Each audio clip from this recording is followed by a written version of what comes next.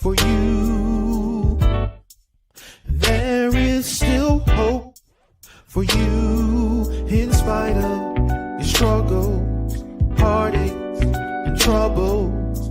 No matter what you are going through, there is still hope for you. There is still hope for you in spite of your struggles, heartaches, and troubles. No matter what you are going through, there is still hope for you. There is still hope for you in sickness, in sorrow. There's hope for tomorrow. God understands and he'll see you through. There is still hope for you. There is still hope for you in spite of your struggles, heartaches, and troubles. No matter what you are going through, there is still hope for you. There is still hope for you in seasons of sadness. Be strong, it won't last. God understands and he'll see you through.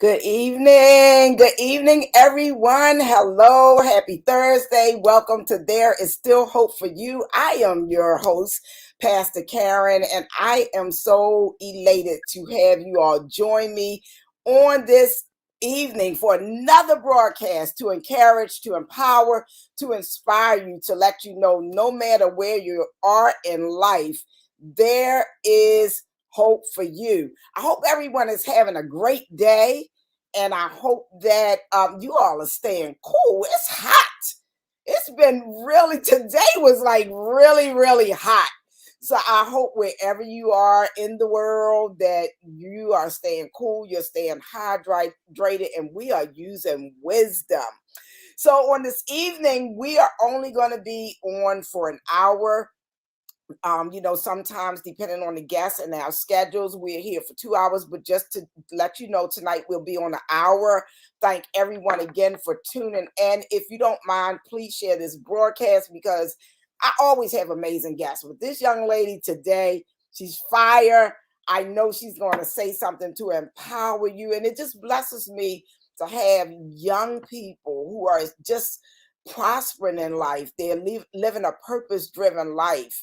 And because the time is so short, I don't want to prolong the time for my amazing guest, Amber Bafalie. She's a beautiful woman. I happen to know her parents. We kind of like grew up together, and just to watch this young lady blossom.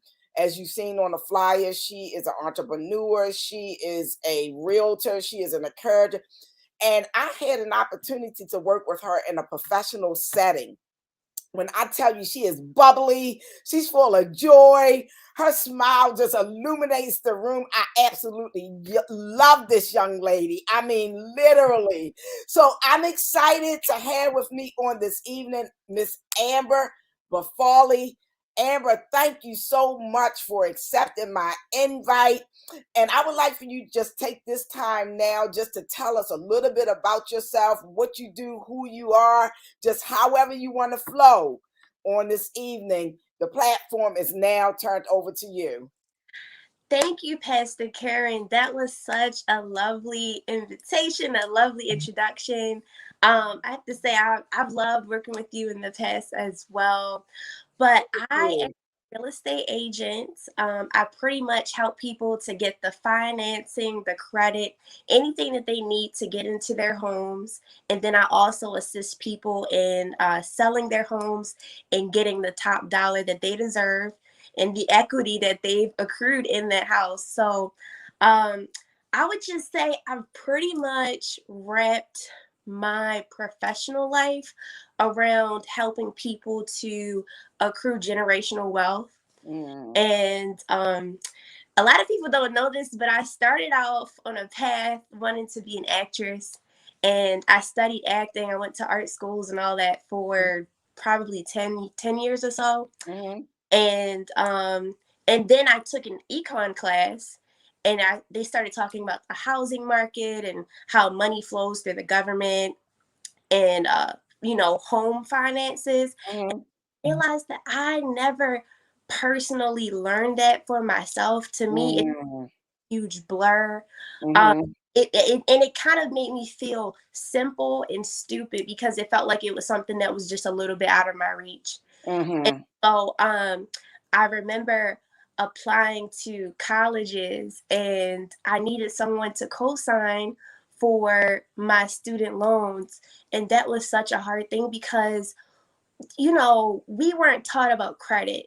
And Mm-hmm. everyone's credit was around like 515 or so. And Mm-hmm. it's hard to get those people approved. And I just remember, I can go to school for acting or I can go to school for economics. And during that period when it was such a hard time just trying to get into school, that's Mm-hmm. when I made that decision like, okay, I'm just gonna go for economics, see what I can learn, see what I could give back to my community. And so Mm-hmm. I'm here now. Wow, that's awesome. And that's broad. That's huge. You being very young age, you're so professional, and you seem to be so knowledgeable. Well, I know you to be so knowledgeable, but based on your introduction for those who do not know you, you speak with a level of intelligence and a wealth of knowledge. Let's start with generational wealth. Yes. That's huge. That within itself is so huge, and many of us don't even understand the concept. We don't even understand the terminology enough to apply it and to pursue that. Share with us a little bit about that and your desire to introduce others to that generational wealth. Well, the first time that I was introduced to it was when I went to school. I went Mm-hmm. to a small, very conservative Republican school. I don't know how in the world I got there, but somehow God led me to that place. Mm-hmm. I met so many people that absolutely thought differently than me. Mm-hmm. But the number one thing that I taught was how they just earned wealth within the family and they kept it within the family and Mm-hmm. passed it on generation to generation to generation. And Mm-hmm. I had some of the brightest professors in the country, and they really, I kind of had like a street knowledge, I guess, about Mm-hmm.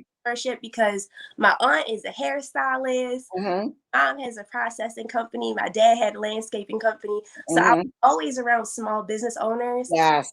I didn't have a connection into larger business owners. So Mm-hmm. I was at this college. I started rubbing elbows with like millionaires. Mm. When I tell you, I felt like a little fish around a bunch of sharks, but Mm-hmm. I think because I came from a place of really just wanting to learn, they Mm-hmm. put me under their wing. Mm-hmm. Don't get me wrong, some of their thought processes and everything don't necessarily align with mine, but something Uh-huh. I really respected with them was how they truly learned how to be really good producers. Uh-huh. They learned how to keep that money in the family. Okay. So I would love to touch on that. Absolutely. As I said in the beginning, however you feel led, whatever direction you want this broadcast to go in, it's in your hands. I often say that I don't pick and choose who I want to come on here. I'm led by the Holy Spirit.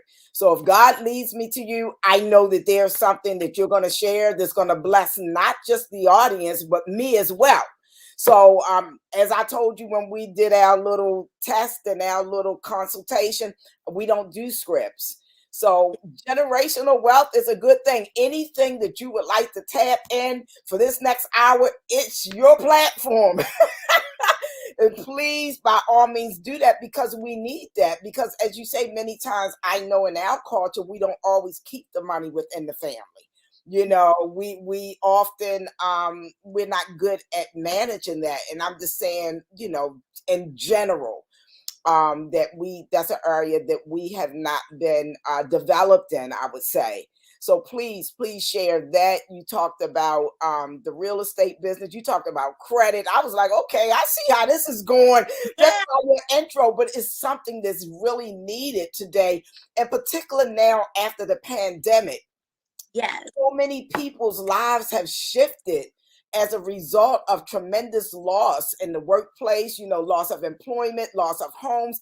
So I feel that just from your introduction alone, just those three aspects, generational wealth, credit, and having a home and the equity in our homes is crucial. So you go, you take it, you run with it. Okay, I love the Black community. I just want to see us rise and just flourish. But the thing that we see over and over and again, whenever America has an economic downturn, we get hit the hardest. Mm-hmm. Exactly what happened in 2020. Black unemployment rates, it just went way up. Mm-hmm. We were the essential workers, and yet we were losing our jobs faster than other communities. Mm-hmm. So that's why I really love to see more Black people touching into entrepreneurship Mm-hmm. and owning real estate. So let's touch on real estate, okay? Mm-hmm. Real estate is probably one of the only assets that you can have that will not be destroyed over time. Mm. You have cash, currency that has inflation, it kind of goes away. Stocks and bonds, they go up and down. Even businesses, a new business comes like Netflix and can knock you all the way out of the water. But when it comes to real estate, it's here and it's here to stay. Mm-hmm. Okay, so that's why you have businesses like McDonald's. Mm-hmm. They got their wealth from just owning real estate around the world. And Mm.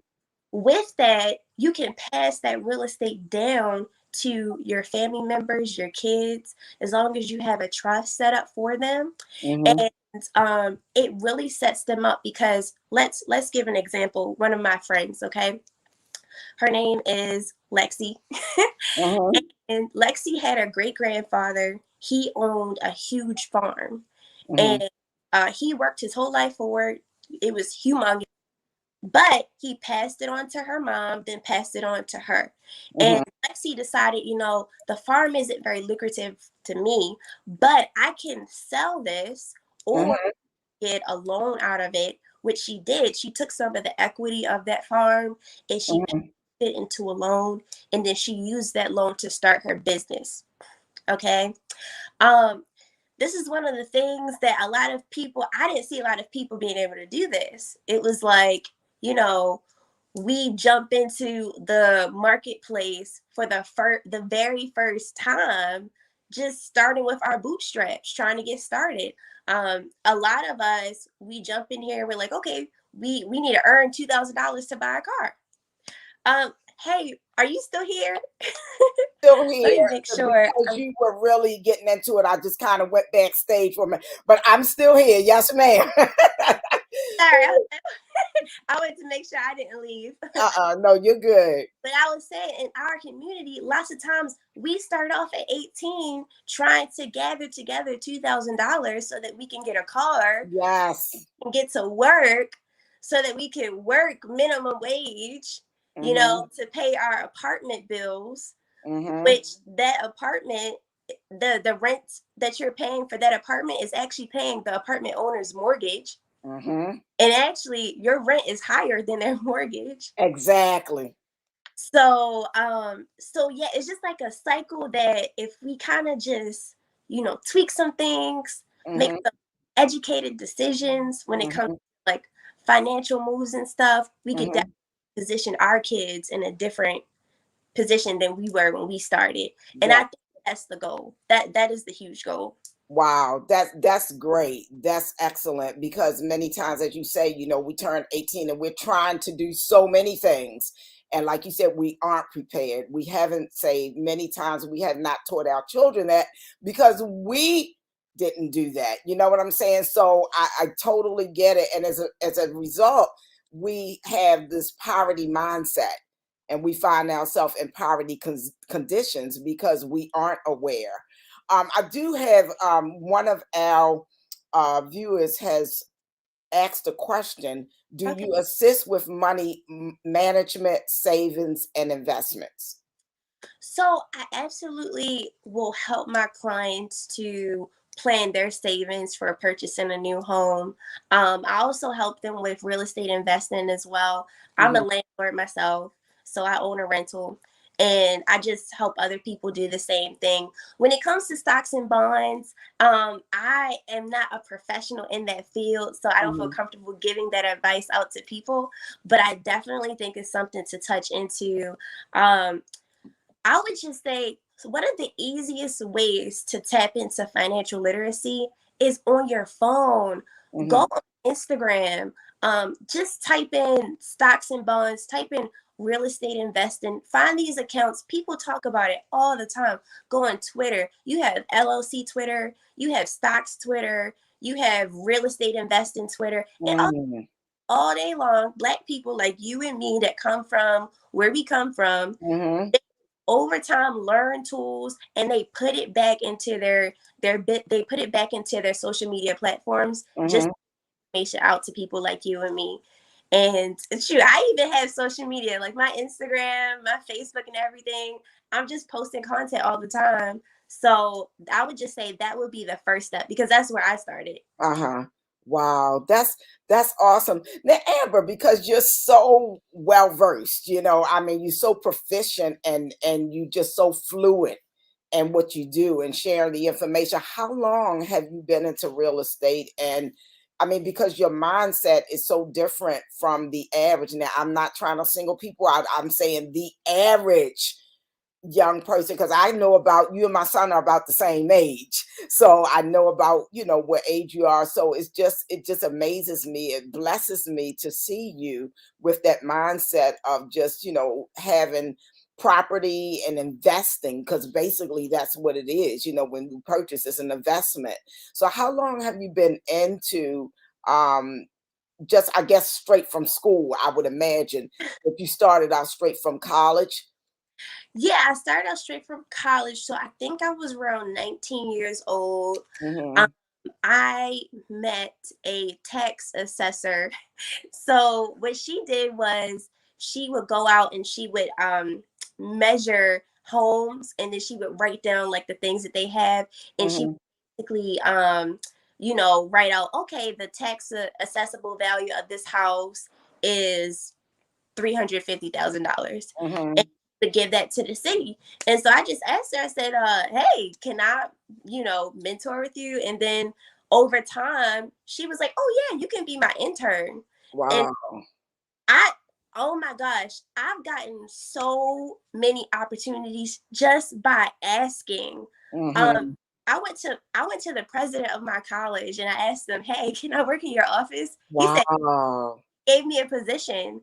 And so I was working there. I was helping them because the school, they didn't receive any federal funding. And so Mhm. all they did was they would request for donations. And Mhm. I would be typing out these donation letters and it'd be for millions and millions of dollars. So that's why I say ask, Mhm. ask. If you want information, find somebody that is doing it really well in the industry, and ask them, and also provide some value to them as well. So Mhm. I'm just going to a multi-million dollar producer and saying, oh, hey, can I pick your brain? Can I sit down and pick your brain? Right, right. I'm not going to do that. I'm going to go to that person with a plan. Hey, I see that you need help with this aspect of your marketing.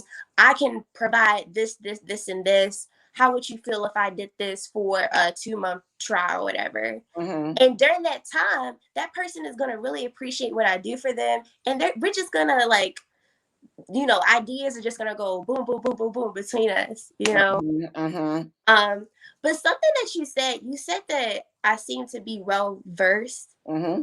I want to touch on that. Sure. I grew up with Ebonics and, slang. We could switch it on and switch it off. Uh-huh. But the number one thing I hated was when I was in my classes and I tried to articulate how I felt about stuff. Uh-huh. Just didn't have the language for it. Mm. The words to really I was trying to say something, like I was like, this person made me feel really bad, but I was trying to explain like the person was mourning and I just didn't have the word. And Mm-hmm. then I realized like, oh, I have to work on my vocabulary, Mm. because in this America, your speech is really your power. Mm-hmm. I talk to people all the time and they size me up within 3 seconds. Mm-hmm. Within 3 seconds. And so for me, it's been like a huge balance between making sure that I can be, making sure that I can articulate myself, but Mm-hmm. also staying true to who I am as a person, Mm-hmm. staying true to what my culture is, and making sure that whatever I do at the end of the day, it ends up benefiting my community, and it doesn't take from that. That's awesome. That's awesome. And that's huge. That's very important what you said. And vocabulary is crucial to our development. It determines where we go and how we get there. It determines who we connect with. And since you brought that up, for our viewers that may be watching now or that may watch the replay, how would you encourage them and what process or principles would you suggest that they apply to even increase their vocabulary to make them more marketable? I would say Google. If you're like, say you go online and you're reading a document about something and you see a word on there that you don't know, Mm-hmm. Google it right then and there. I remember I would read a lot of like financial magazines, like Mm-hmm. Forbes magazine. I would just read that, thinking to myself, oh, I'm gonna be on this cover one day. I would read it. I didn't know what the heck I was reading. I'm gonna be honest with you. Mm-hmm. I had no idea what I was reading, but I would just circle it to myself, oh, I'm gonna be on this Uh-huh. cover. It. And then over time, I started to understand the lingo, and then I would be able to spew it back and forth. So Mm-hmm. you just keep it simple. We all start somewhere. We That's all, right. and it's like over time, as long as you have progress, even if it's slow, that's great. That's Mm-hmm. outstanding. Yeah. Yes, and that's huge. Even in my coaching practice and with my mentees, I tell them celebrate every victory. So that's what you're saying. Even small progress is huge because it's progress. And many times we look at the big picture and we want to go from A to Z immediately, and life is just not like that.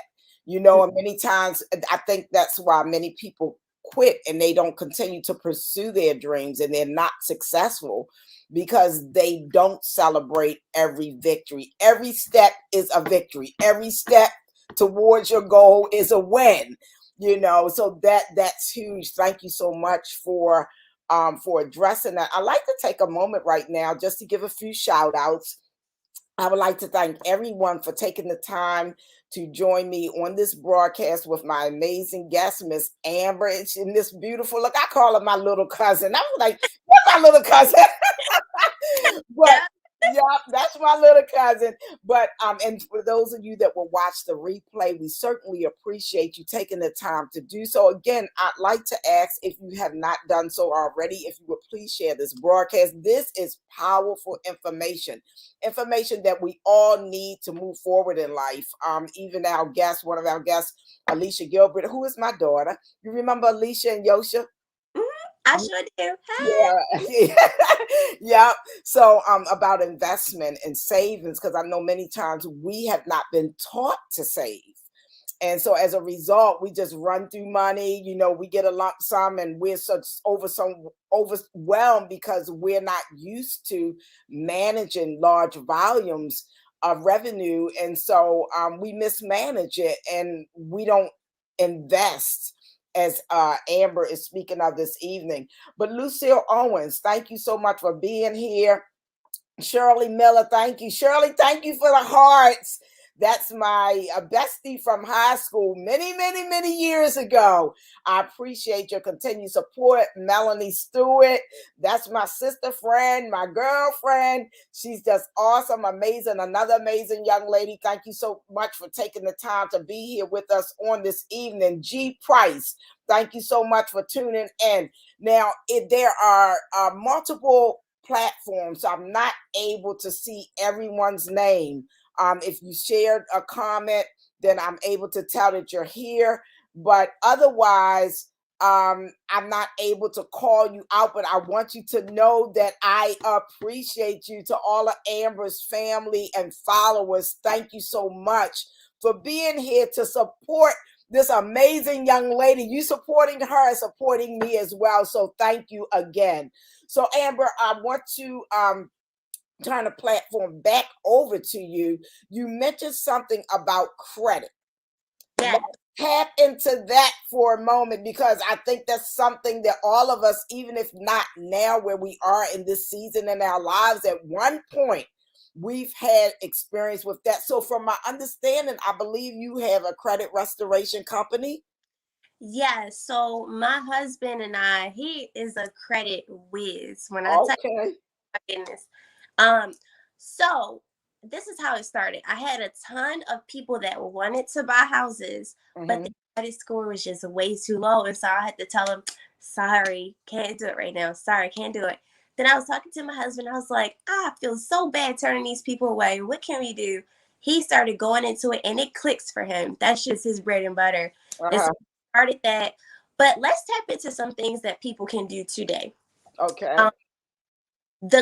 Okay, when I first started building my credit, I remember I had like a 520 credit score. I had no idea what I was doing. I applied for 7 credit cards at the same time. Oh, wow. Wow. They pulled hard inquiries on me so badly. My credit score was terrible. But when bumped my scores back up, I had a godmother, and she had a pretty decent credit score. And I asked her, I said, hey, can I become your authorized user? She said, sure, Annie, come on. You can do it. You can do it. Come on. So we did it. I became the authorized user. I had no access to her credit cards. None whatsoever. We just submitted the paperwork to the bank. All you have to do is request the paperwork. The authorized user request the credit card company. Then you, the person that's on it, as long as my godmother continued to make good credit decisions with credit cards, every time her scores increased, so did mine. Wow. And on top of that, because she had a long history of credit usage, as soon as her credit history came onto my report, it boosted my scores up really high. Nice. So let's talk about like some fundamentals of credit. There are a few things that the credit bureaus check. They check the history, which I just talked about. They check your payment schedules, making sure that you're paying on time. But another thing that a lot of people forget is that they check your credit card utilization. Yes. So much of the credit line that you actually use.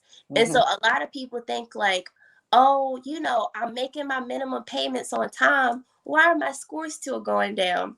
And really, you have a credit line of, let's say, for example, you have a credit line of $1,000, okay? And you use 500 of it. That's 50%. Yep.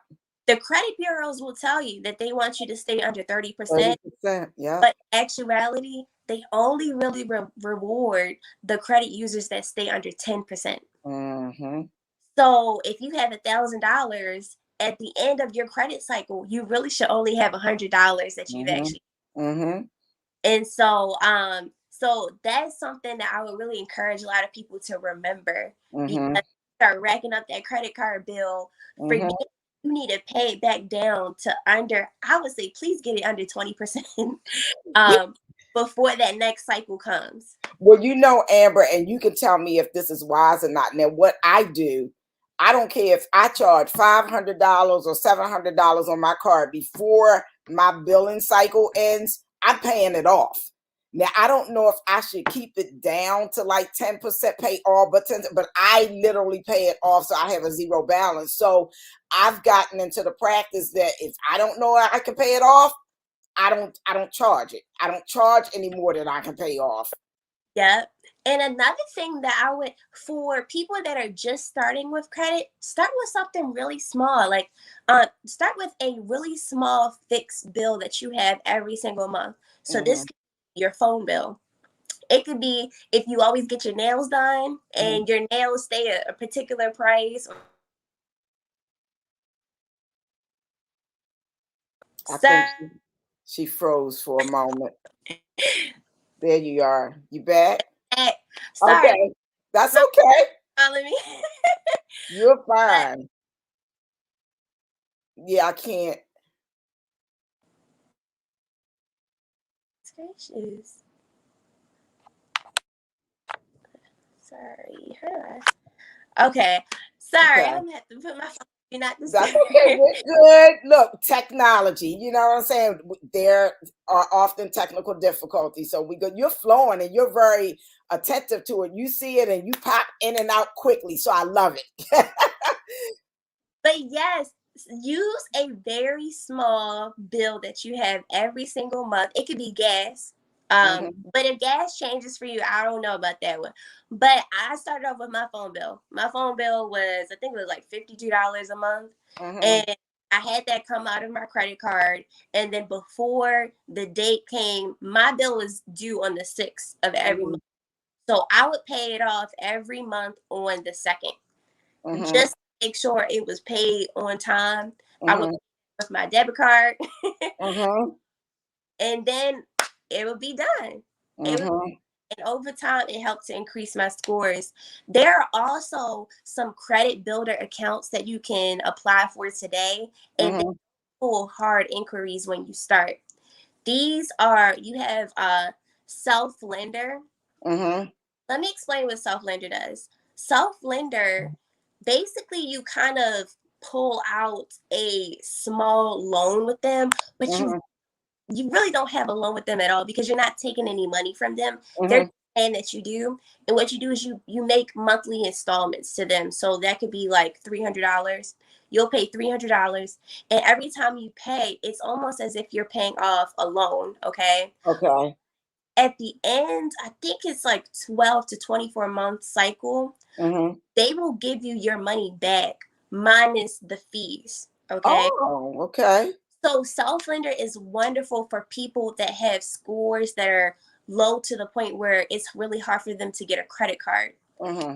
So I would definitely suggest that all of my clients that use Self Lender, they see their scores increase significantly. Awesome. There's another one called, I think it's called Rock My Score, but you can actually report your rental payments. Yes. You rent on time, your credit score will increase because it's almost as if like, oh, they're making payments on time. This is a responsible person. Let's increase their credit score. So yeah, definitely use those tips if you're looking to increase your credit. And yeah. Awesome. That's awesome. Thank you so much for sharing those resources that are available to help those that need to improve their credit. Now, I hear people talking about Credit Karma and stuff like that. I'm very unfamiliar with it.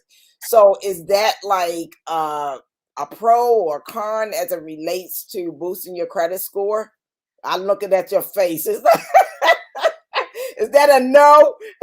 Well, first and foremost, people have to remember that Credit Karma is actually a marketing company. So they are not really working in your favor. They're working in the favor of the credit cards. So Got you. credit card companies like Chase, American Express, they want people to apply for their credit cards. Mm-hmm. So what Credit Karma does, like they did to me, they hook with me. They get users like you and I to come on. They say, hey, here's a little frivolous credit score that you got. You should apply for these credit cards, right? Mm. Credit Karma gets paid every single time we submit an application. It doesn't matter if we get it or not. They Oh, still. wow. So that's the game. That's the game. We have to remember that. So Credit Karma, quite frankly, really isn't an accurate depiction of what your credit scores are. And you'll see that really quickly when you start applying for home loans or if you apply for a car. Lots of times your Credit Karma scores will be about 30 to 40 points higher than what they will actually pull. Oh, wow. Mm. Wow, that's awesome. Now, since we on this credit thing, look, now, for instance, like I keep up with my Experian, Equifax, and TransUnion. You know, I have accounts with each, and I monitor my credit pretty closely, which I think is a good recommendation for anyone. But first of all, you want to know what's going on. You want to see. That's how I learned about the under 30%. So each month to say, oh, great, you're managing your credit. You only have 1%, of uses. And I'm like, okay, yes, because I don't like it when I see, I think one time I probably was over that 30% and it literally dropped my score by 5 points. Yep. And I'm like, wait a minute, hold up. It's like, no, this is not happening. So that's why I said now if I use it, I pay it off. I don't even charge anything if I know I cannot pay it off before the cycle ends. But if you could tell us a little bit about what's if you know the difference between your credit score and a FICO score. Okay, so the FICO, oh my gosh, that would take a long time to go. Okay. That would take a really long time to go into, and that's more into like the credit specialty area, which I Okay. really prefer that my husband talk to y'all about that because he knows it like the back of his hand. Okay. Mhm. Okay. Okay. Um, but yeah, so the FICO score is a tool that a lot of business entities will use to check um, the credit worthiness and the responsibility that each person has in paying off different types of bills. Okay. Okay. Hmm. So that's that. But my husband has more information about that. Okay. I need to Sure. that needs to know about real estate. But when it comes to FICO, that's just like, woo. I, I get it because sometimes I look at it as a FICO 3 and a FICO 4 and a FICO 8. And, depending on whether you apply for a loan or a credit card or auto loan. And I'm like, okay, what is all of this? But I did notice that the score that reflects the FICO is often different from your actual credit score. And then the thing is, FICO will weight things differently Hmm. than say your mortgage broker weights them. Say you have, let's say you had a past eviction, Hmm. okay? Hmm. Your mortgage lender could pull a score and your scores come out really low because on FICO, it's not weighted as heavily, but Hmm. on their rating scale, they weight evictions really heavily. Got So you. it kind of changes between them. Hmm. But yeah, I definitely almost forgot, y'all. I almost forgot. We had a special discount at Rapid Growth Credit Repair. That's what our Hmm. company is called. Okay. Um, this discount is for people that are interested in home ownership. So for this one, if you're interested in purchasing a home and you need some credit repair done, just contact me and say, look, I'm interested in the program. Basically, we'll talk to you. The discount is, I think it's $100 decrease on the first initial, and then it's a 50% discount on the monthly charge as well. Oh, So wow. That's great. And that I almost actually forgot. So I'm glad you brought it up. Awesome, awesome. And normally at the end of the broadcast, I ask my guests to share their contact information. But because you shared the name of the company, and to all our viewers as well as those that will watch the replay, I do have a banner up with the company name. How can people find you, Amber? I'm pretty it's rapid growth creditrepair.com. So Okay, so that's simple, just like the name. yeah, it will Okay, do is I can drop a link into this viewing after we finish. So okay, that sounds great. they can just pop right in. We always give a free consultation the first time. So Okay. you come in, ask all the questions that you have about your credit and everything, and we'll get you hooked up. Sounds good. For right now, I'm gonna do it now, but still, I would really appreciate it if you can add it to the broadcast after the end. But I'm gonna allow that. I'm sure there's a www which I did not include, so I'll go and edit that. But yeah, so that's great. That's really great. Now, what is the recommended? Since we're talking about real estate, what is the recommended score to purchase a home? Okay, remember this, everybody. 640. Wow. 40 is the recommended score. I have lenders that can get you a mortgage all the way at 580. So Mm. 580 is the minimum. Most lenders won't go below 620, but I've got people that can work with 580. But if you have a 640 credit score, you'll qualify for grant programs, you'll qualify for lenders credits, you'll qualify for a lot more things. Mhm. And then, of course, you'll have a lower interest rates for your monthly mortgage as well. Okay. So now let's say if someone comes to you, a client comes to you and with interest in purchasing a home and they have that 640 credit score, 650, but they have a lot of derogatory things on their credit. And Does that that it doesn't matter? doesn't matter. Doesn't matter. If you got the 640 credit score, I'm getting you in the house. All right, I know that's right, girl. And look, and I follow her. So to everyone that's listening, so I see when she makes the post about, her clients, and sometimes there's a little testimonial that she includes with it. And I've seen a couple of posts where you made that you said there were some challenges, but we got it done. Yes. Oh, and let me remind people, when you are buying a house, do not apply for a card. Do not make any frivolous charges to your credit cards, racking stuff up. Don't do anything major that's going to affect your credit portfolio, because we need your credit portfolio to stay where it is from the beginning all the way to the end when you sign that paper and get your keys. So Wow. remember that. That's a good nugget. Absolutely. What's the typical timeline for that? How long does that process usually take from start to finish? And I know it can vary, but It what's can the vary, average?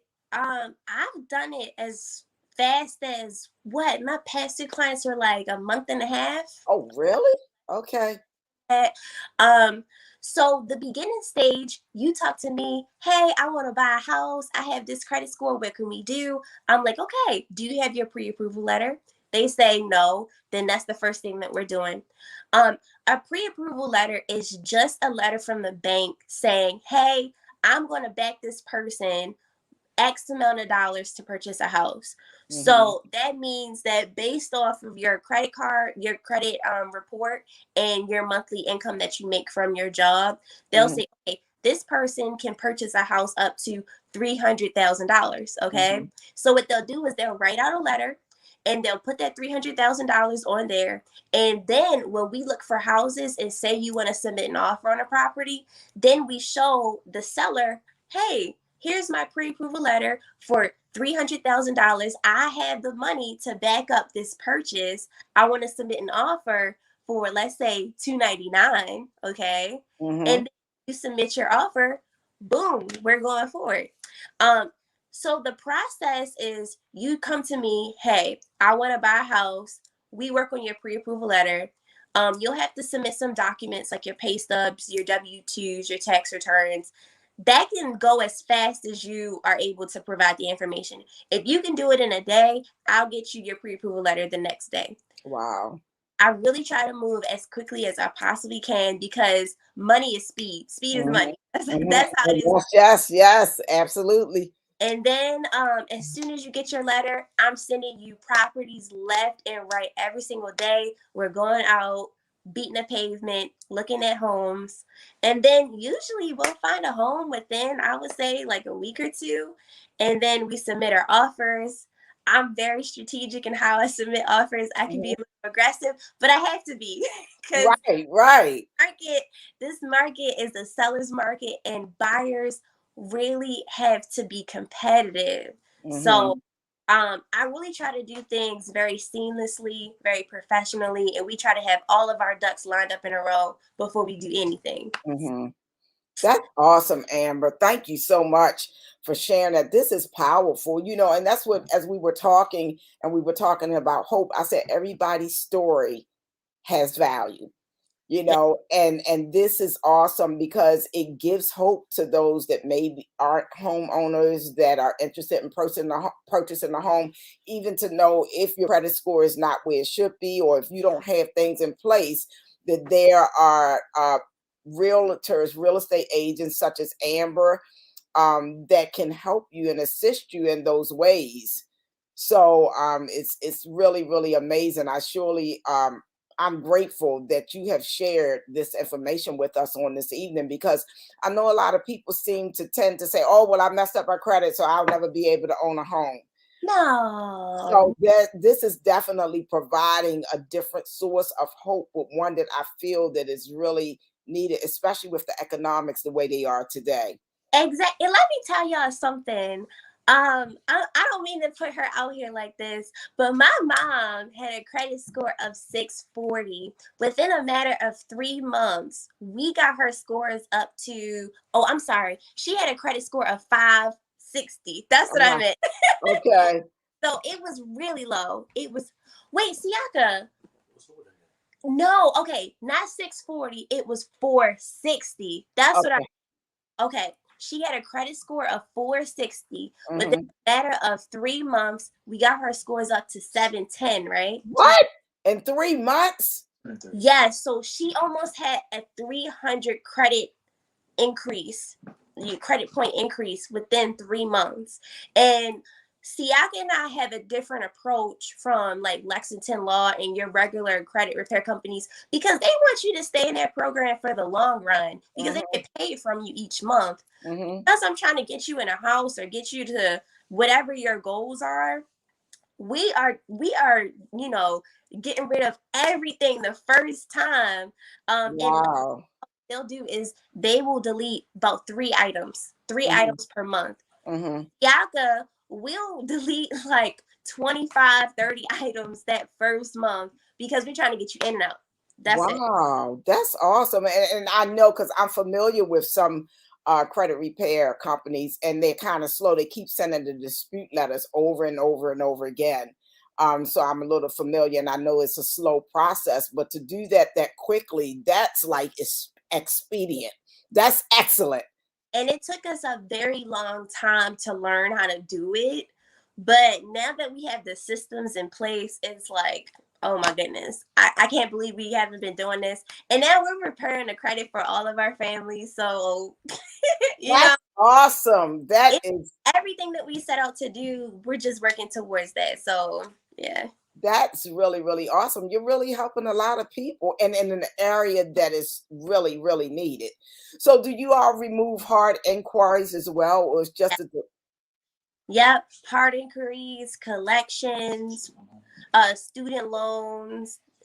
It's pretty much anything that's on there, derogatory, information that is fraudulent. We remove that as well. Siaka is a whiz with all of that. Anything that he can get rid of, he will scrub it. Well, we need to you make sure you let your husband know that I'd like to have him on here as well. I was gonna say that. I was like, I think you need to have him come on. Yeah. I mean, it's since you're bringing it up, because again, it's something that so many people need. It's something that people really, really need. Wow, this is remarkable. I mean, I'm really, really excited about the information that you shared because I know it's going to be a blessing to a lot of our viewers, our audience on today. And even if they can't use the information, I know that we all know someone that can benefit from the information that was shared on this broadcast today. So let's say, for instance, if you remove some derogatory items from your credit portfolio rather, how do you the person is still responsible for paying that bill or so, correct? Once it's removed? So technically, no. So that's the short answer of it. But I will let Siaka dive deeply into that, and all of your Sure. questions you can ask him. I'm just gonna have Okay. one. Okay. Look, He'll do you have that. to provide me give him my contact information. And I'm extending an invitation for him to be a guest on the show now. through you, Amber. So if you're listening, Mr. Bafalie, this is your invitation to be a guest on There Is Still Hope for You. He said he accepts. Oh, awesome. And then, like I said, I broadcast not only on Facebook, we're broadcasting live on YouTube as well. So Okay. that's additional exposure for you all. So yeah, that's great. So while I'm here, I do want to touch back on real estate. Mm-hmm. We are in a seller's market. This means that sellers have the most leverage now than in a very long time. Okay. Okay. I've seen sellers receive $20,000 plus over what they asked for. Mm. And this is humongous. And people forget with generational wealth, at the end of the day, you have to be able to capitalize on the equity of the property. Mm-hmm. And in America, we've seen like sometimes in the Black community, we don't actually receive the value of the properties that we have. Mm-hmm. But because we're in this market now, we can absolutely do that, especially if you have a real estate agent that can strategize with you. So if Okay. anybody is watching this right now and they have a property that they're looking to sell, or you have something that you're just sitting here like, okay, I wonder what the value of this is, I would love to sit down and have a conversation with you about that, because this is a perfect opportunity to really cash out and capitalize off of it. Okay. And then also, the market is steadily shifting too. So what I'm saying right now might not be the case in the next 6 months. Mm-hmm. Awesome. Awesome. Well, Amber, thank you so much. You shared so much. And I was just kind of looking and I see where people have really been sharing this broadcast. I want to give a quick shout out to Jay McGraw. He is the owner of Power 4.4 Radio, where I originally started this broadcast, but I also have another broadcast on Tuesday evenings where I'm actually in the station.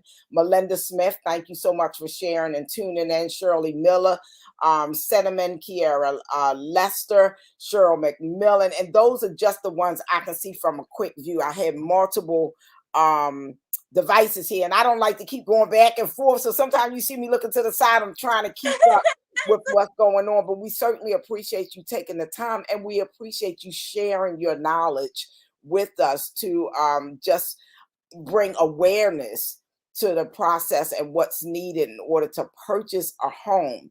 Now, we only have a few minutes left because we are ending at 7 on this evening. So would you like to give any shout outs, or is there anything that you would like to say in closing? I would love to give a shout out to my family. Awesome. So much for being supportive. Thank you, Pastor Karen, my cousin, my beautiful cousin. Oh, yes. Thank you. I would also like to say, wherever you are is perfect. You can always move forward from where you are. We've all been in the gutter at some point or another. Mm-hmm. It might look different for us, but as long as you're crawling, as long as you're scuffling forward, every single day, if you make a decision, you know what, my life tomorrow is not going to be the same as it is today. Mm-hmm. Have that in your mind. You constantly feeding your mind things that can help you towards where you want to go. over time, like you'll just wake up one day and your life will be so different. And you just say to yourself, how the heck did I get here? Mm-hmm. And it was because you were scuffling, crawling, brawling, fighting every single day to get where you are. Mm-hmm. So just be blessed, stay hopeful, keep fighting that good fight, and you'll see it. And yeah, and my husband wants to remind everybody to check out rapidgrowthcreditrepair.com. Yes, and I do have it on the screen. Please let them know it's in the tickler now. So it's just scrolling across. I'm sure that you'll get some feedback from this broadcast. I know that you will. I'm just confident that you will. Thank you again for sharing and for promoting the company. Now, how do they reach out to you for your real estate business? You can. Do you want to put my phone number up? Sure. Because they can text me or they can message me on Facebook. Okay. However you want. But my phone number is 443 559 1682. Just shoot me a text message with whatever you're interested in, and we can schedule a consultation call so we can just talk about whatever you guys are interested in. Okay. And what area do you market? What? I do everything in Maryland and DC. So from Hagerstown all the way to what's down there? The National Harbor. Wait, that's still Maryland. Okay. All the way down. So wherever you are, I can service you. Awesome, awesome, awesome. Well, thank you again. I know that you're getting ready to prepare for travel. Safe travels to all of you. Yeah, someone said there is still hope for me. Yeah, X. someone else said love it. We read the question from Alicia about assisting with money marketing. This has been a powerful, powerful broadcast. Again, I like to ask you, if you have not done so, to please share. For all of you that have shared, I'd like to thank you. Amber, I love you, sweetie. You are such, I often tell your mother, you illuminate whatever space you in. And Oh, I see so much of that in you. I oh, mean, you just blossom. You're awesome. You really are. you are awesome. Thank you so much. I have been so shy about coming on platforms like this. So thank you so much for having me here in this invitation. And quite frankly, I feel like we didn't have enough time. I want to We come did back. not. But then we have to do a part two.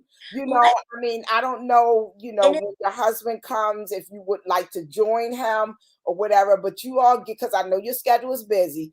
So if you just take a moment and just let me know what Thursday, your very next availability on a Thursday, so we don't have a gap in here while people are interested. I think as quickly as we can get you all in, it would be beneficial. And even one of the viewers is now saying that would be great. let's So they do it need it. Thursday. Let's Huh? get next Thursday. Next Thursday? Mhm. Next Thursday is the night. Yes, yes. You say next Thursday? Hey, can you do that? He said yes. He has to check his schedule. He's gonna check his schedule and make sure. But let's do a tentative placeholder for next Thursday. Okay, because my guest that I had scheduled for next Thursday is on vacation. So they had to reschedule for September. So next Thursday is open. It's Okay, definitely open. So tentative. I can't talk. I got it. Tentatively, we're gonna put you on the books for a part two for next Thursday. If your husband is available, we can do a 2-hour session if you all are here, and that's what it's gonna be. I'm excited. I'm so excited. That's awesome. Wow. Well, thank you so much. Um, thank you so much for tuning in. I mean, for being here. Thank you for everyone who has tuned in. I look forward to seeing you next week. And to all the viewers, remember, no matter what you're going through, there is still hope for you. God bless you all. And thank you for tuning in. Love you, Amber. Love you to all the audience. I love you all. There's still hope for you. Would not be here without you. God bless you. We'll see you next week. Good night. Safe travels, Amber. See you. All right. Bye-bye.